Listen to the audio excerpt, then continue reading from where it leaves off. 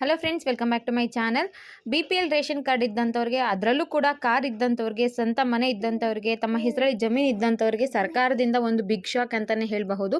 ಇನ್ನು ಮುಂದೆ ಅಂಥವರ ರೇಷನ್ ಕಾರ್ಡ್ಗಳನ್ನ ಸರ್ಕಾರ ಡಿಲೀಟ್ ಮಾಡ್ತಾ ಇದೆ. ಸುಮಾರು 20 ಲಕ್ಷ BPL ರೇಷನ್ ಕಾರ್ಡ್ಗಳು ರದ್ದಾಗುವ ಸಾಧ್ಯತೆ ಇದೆಯಂತೆ. ಹಾಗಿದ್ರೆ ಯಾಕೆ ಡಿಲೀಟ್ ಮಾಡ್ತಿದ್ದಾರೆ, ಅರ್ಹತಾ ಮಾನದಂಡಗಳು ಏನಿದಾವೆ ಅನ್ನೋ ಕಂಪ್ಲೀಟ್ ಇನ್ಫಾರ್ಮೇಷನ್ ಈ ವಿಡಿಯೋದಲ್ಲಿ ಸಿಗುತ್ತೆ. ಮೊದಲನೇ ಬಾರಿ ಚಾನಲ್ ನೋಡ್ತಿದ್ದು ಸಬ್ಸ್ಕ್ರೈಬ್ ಮಾಡ್ಕೊಂಡಿಲ್ಲ ಅಂದರೆ ದಯವಿಟ್ಟು ಸಬ್ಸ್ಕ್ರೈಬ್ ಮಾಡ್ಕೊಳ್ಳಿ. ಇನ್ನು BPL ರೇಷನ್ ಕಾರ್ಡ್ ಇದ್ದರೆ ಏನು ಯೂಸು ಅನ್ನೋದು ಎಲ್ರಿಗೂ ಕೂಡ ಗೊತ್ತೇ ಇರುವಂಥದ್ದು. ಸರ್ಕಾರಿ ಯೋಜನೆಯ ಲಾಭ ಪಡ್ಕೋಬೇಕು ಅಂದರೆ ಅರ್ಹತಾ ಮಾನದಂಡ ಎಲಿಜಿಬಿಲಿಟಿ ಮೊದಲನೇದೇ ಇರೋದೇ BPL ಕಾರ್ಡ್ ಇರಬೇಕು. ಅಂಥವ್ರಿಗೆ ಮಾತ್ರ ಇದು ಅಪ್ಲಿಕೇಬಲ್ ಆಗುತ್ತೆ ಅಂತ ಹೇಳ್ತಾರೆ. ಈಗ ನೋಡಿ, BPL ರೇಷನ್ ಕಾರ್ಡ್ ಇತ್ತು ಅಂದರೆ ಗೃಹಲಕ್ಷ್ಮಿ 2000 ಕೊಡ್ತಿದ್ದಾರೆ, ಅನ್ನಭಾಗ್ಯ ಯೋಜನೆಯ ಹಣ ಬರ್ತಿದೆ.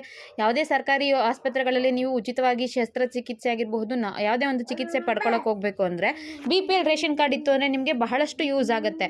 ಅಂತಹ BPL ರೇಷನ್ ಕಾರ್ಡು ಕರ್ನಾಟಕದಲ್ಲಿ ಸುಮಾರು 20 ಲಕ್ಷ BPL ರೇಷನ್ ಕಾರ್ಡ್ಗಳನ್ನ ಸರ್ಕಾರ ರದ್ದು ಮಾಡ್ತಿದ್ಯಂತೆ. ಈಗಾಗಲೇ ಇದು ಅನುಷ್ಠಾನಕ್ಕೆ ಬಂದುಬಿಟ್ಟು ಒಂದಷ್ಟು ಲಿಸ್ಟ್ಗಳು ರೆಡಿ ಆಗಿದೆ. ಯಾಕೆ ಡಿಲೀಟ್ ಮಾಡ್ತಿದ್ದಾರೆ, ಏನಕ್ಕೆ ಡಿಲೀಟ್ ಮಾಡ್ತಿದ್ದಾರೆ ಅಂದರೆ ಕರ್ನಾಟಕದಲ್ಲಿ ಸುಮಾರು 20 ಲಕ್ಷ BPL ರೇಷನ್ ಕಾರ್ಡ್ನ ಹೊಂದೋದಕ್ಕೆ ಅರ್ಹರಲ್ಲ, ಅಂದರೆ ಅನರ್ಹರಾಗಿದ್ದರೂ ಕೂಡ, ಎಲಿಜಿಬಲ್ ಇಲ್ಲದೇ ಇದ್ರೂ ಕೂಡ BPL ರೇಷನ್ ಕಾರ್ಡ್ನ ಹೊಂದಿದ್ದಾರಂತೆ, ಅಂತ್ಯೋದಯ ಕಾರ್ಡ್ನ ಹೊಂದ್ಕೊಂಡಿದ್ದಾರಂತೆ. ಸೊ ಅದಕ್ಕೋಸ್ಕರ ಅವ್ರುಗಳ ರೇಷನ್ ಕಾರ್ಡ್ನ ಡಿಲೀಟ್ ಮಾಡ್ತಾ ಇದ್ದಾರೆ. ಸುಮಾರು 14 ಮಾನದಂಡಗಳಿದ್ದಾವೆ. 14 ಮಾನದಂಡಗಳನ್ನ ಮೀರಿ ಇತ್ತು ಅಂದರೆ ಅಂಥವರ ರೇಷನ್ ಕಾರ್ಡು ಡಿಲೀಟ್ ಆಗ್ತಾ ಇದೆ.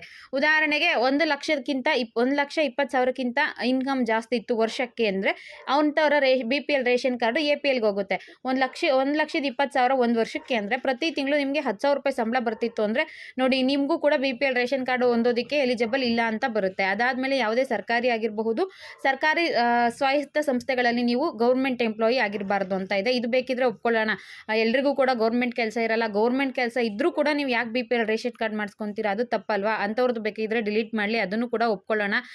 ಬೆಂಗಳೂರು ನಗರದಲ್ಲಿ 1000 ಚದರ ಅಡಿಗಿಂತ ಸ್ವಂತ ಮನೆ ಹೊಂದಿದ್ರೆ ಅಂಥವರು BPL ರೇಷನ್ ಕಾರ್ಡ್ನ ಹೊಂದಿರಬಾರ್ದಂತೆ. ಇದ್ರ ಜೊತೆಗೆ ನಿಮಗೆ ಹಳ್ಳಿಯಲ್ಲಿ 3 ಹೆಕ್ಟೇರ್ಗಿಂತ ಜಾಸ್ತಿ ಒಣಭೂಮಿ ಅಥವಾ ತತ್ಸಮಾನ ನೀರಾವರಿ ಭೂಮಿ ಹೊಂದಿರೋರು ಕೂಡ BPL ರೇಷನ್ ಕಾರ್ಡ್ನ ಹೊಂದೋದಕ್ಕೆ ಎಲಿಜಿಬಲ್ ಇರೋದಿಲ್ಲ. ಅದ್ರ ಜೊತೆಗೆ ಕಾರ್ ಇದೆ ಅಲ್ವಾ, 4 ಚಕ್ರದ ವಾಹನಗಳನ್ನ ಹೊಂದಿರೋರು, ಅದರಲ್ಲೂ ಕೂಡ ವೈಟ್ ಬೋರ್ಡಲ್ಲಿ ನೀವು ಏನಾದರೂ ಕಾರ್ನ ಹೊಂದಿದ್ರೆ ನೀವು BPL ರೇಷನ್ ಕಾರ್ಡ್ನ ಇಟ್ಕೊಳ್ಳೋ ಹಾಗಿಲ್ಲ.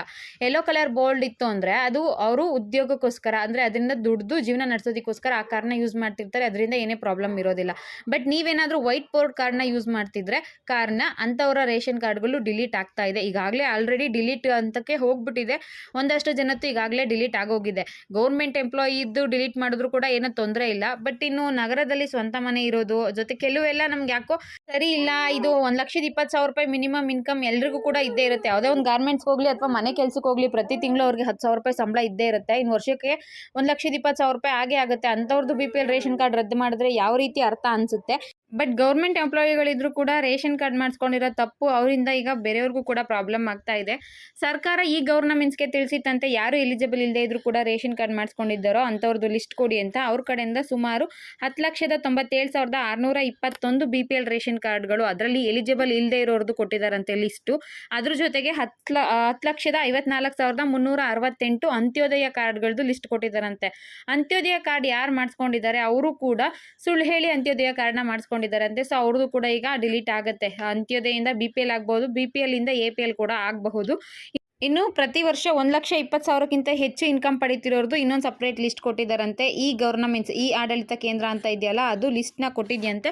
ಸೊ ಅಂಥವ್ರದ್ದು ಎಲ್ಲರದು ಕೂಡ ರೇಷನ್ ಕಾರ್ಡ್ ಡಿಲೀಟ್ ಆಗುತ್ತೆ. ಈಗ ನೋಡಿ, BPL ಇದ್ದವ್ರದ್ದು ಡೈರೆಕ್ಟ್ ಡಿಲೀಟ್ ಏನಾಗೋದಿಲ್ಲ, ಅವ್ರದ್ದು APLಗೆ ಹೋಗ್ಬೋದು, ಇಲ್ಲ ಕ್ಯಾನ್ಸಲ್ ಕೂಡ ಮಾಡ್ಬೋದು. ಡೆತ್ ಆಗಿರೋರ ಹೆಸರಲ್ಲಿ ರೇಷನ್ ಕಾರ್ಡ್ ಇತ್ತು ಅಂದರೆ ಅಂಥವ್ರದ್ದೆಲ್ಲ ಕೂಡ ಕ್ಯಾನ್ಸಲ್ ಆಗುತ್ತೆ. ಜೊತೆಗೆ KYC ಇಲ್ಲಿವರೆಗೂ ಯಾರು ಮಾಡಿಸ್ಕೊಂಡಿಲ್ವೋ ಅಂಥವ್ರದ್ದೆಲ್ಲ ಕೂಡ ರೇಷನ್ ಕಾರ್ಡು ಕ್ಯಾನ್ಸಲ್ ಆಗುತ್ತೆ. ಇನ್ನೊಂದು ಏನಪ್ಪ ಅಂದರೆ, ಈ ರೀತಿಯಾಗಿ ನೀವೇನಾದರೂ ಮಾಡಿಸ್ಕೊಂಡಿದ್ದು ಸುಳ್ಳು ಅಥವಾ ಮೋಸದಿಂದ ನಿಮಗೆ ವಾಪಸ್ ಕೊಡೋದಕ್ಕೆ 10 ದಿನಗಳ ಕಾಲ ನಿಮಗೆ ಟೈಮ್ ಇರುತ್ತೆ. ಆ ಟೈಮಲ್ಲಿ ನೀವು ಹೋಗಿ ನಿಮ್ಮ ರೇಷನ್ ಕಾರ್ಡ್ನ ವಾಪಸ್ ಕೊಟ್ಟು BPL ಇಂದ APL ಮಾಡಿಸ್ಕೋಬಹುದು.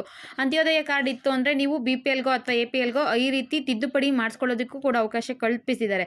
ಬಟ್ ನೀವು ಅಷ್ಟು ಮಾಡ್ಕೊಂಡಿಲ್ಲ ಅಂದರೆ ನಿಜವಾಗ್ಲೂ ನಿಮ್ಮ ರೇಷನ್ ಕಾರ್ಡ್ನ ಈಗಾಗಲೇ ಡಿಲೀಟ್ ಮಾಡೋಕ್ಕೆ ಸರ್ಕಾರ ಏನು ನಿರ್ಧಾರ ತಗೊಂಡಿದೆ ಅದು ಕಂಟಿನ್ಯೂ ಆಗುತ್ತೆ. ಸರ್ಕಾರ ಈಗಾಗಲೇ ಸುಮಾರು 20 ಲಕ್ಷ BPL ರೇಷನ್ ಕಾರ್ಡ್ದು ಲಿಸ್ಟ್ ರೆಡಿ ಮಾಡ್ಕೊಂಡಿದ್ಯಂತೆ. ಅದೇ ಸ್ವಂತ ಮನೆ ಹೊಂದಿರೋಂಥವ್ರು, ಕಾರು ಹೊಂದಿರೋಂಥವ್ರು, ಜೊತೆಗೆ 3 ಹೆಕ್ಟೇರ್ಗಿಂತ ಜಾಸ್ತಿ ಭೂಮಿ ಹೊಂದಿರೋ ಇರೋರು 1,20,000ಕ್ಕಿಂತ ಜಾಸ್ತಿ ಇನ್ಕಮ್ ಇತ್ತು ಅಂದರೆ ಅಂಥವ್ರ ರೇಷನ್ ಕಾರ್ಡ್ನ ಮುಲಾಜಿಲ್ದಿರೆ ಸರ್ಕಾರ ರದ್ದು ಮಾಡ್ತಾ ಇದೆ. ನಿಮ್ದೇನಾದರೂ ಆ ಥರ ಇತ್ತು ಅಂದರೆ ನೀವೇ ನಿಮ್ಮ ಡಾಕ್ಯುಮೆಂಟ್ಸ್ಗಳನ್ನ ಸಬ್ಮಿಟ್ ಮಾಡಿಬಿಟ್ಟು ನೀವು ಮತ್ತೆ ಅದನ್ನು BPL ಇಂದ APL ಮಾಡಿಸ್ಕೋಬಹುದು. ನಿಮಗೆ 14 ಮಾನದಂಡಗಳು ಅದು ಇದೆ ಅಲ್ವಾ, ಅದಕ್ಕಿಂತ ಜಾಸ್ತಿ ಏನಾದರೂ ಇತ್ತು ಅಂದರೆ ಖಂಡಿತವಾಗ್ಲೂ ನಿಮ್ಮ ರೇಷನ್ ಕಾರ್ಡ್ ಕೂಡ ರದ್ದಾಗುತ್ತೆ. ಇದನ್ನು ನೀವು ಆಹಾರ ವೆಬ್ಸೈಟಲ್ಲಿ ಬೇಕಿರೋ ಚೆಕ್ ಮಾಡ್ಕೋಬಹುದು. ಈಗ ಲಿಸ್ಟ್ ಆಗಿರೋರು ಅಂದರೆ ಡಿಲೀಟ್ ಆಗಿರೋದು ಒಂದು ಲಿಸ್ಟ್ ಕೂಡ ಬಿಟ್ಟಿದ್ದಾರೆ, ಒಮ್ಮೆ ಚೆಕ್ ಮಾಡ್ಕೊಳ್ಳಿ ಅಂತ ಹೇಳ್ತಾ ವಿಡಿಯೋನ ಮುಗಿಸ್ತಾ ಇದ್ದೀನಿ. ವಿಡಿಯೋ ನೋಡಿದ್ದಕ್ಕೆ thank you for watching friends. Subscribe ಮಾಡ್ಕೊಳ್ಳೋದು ಮರಿಬೇಡಿ.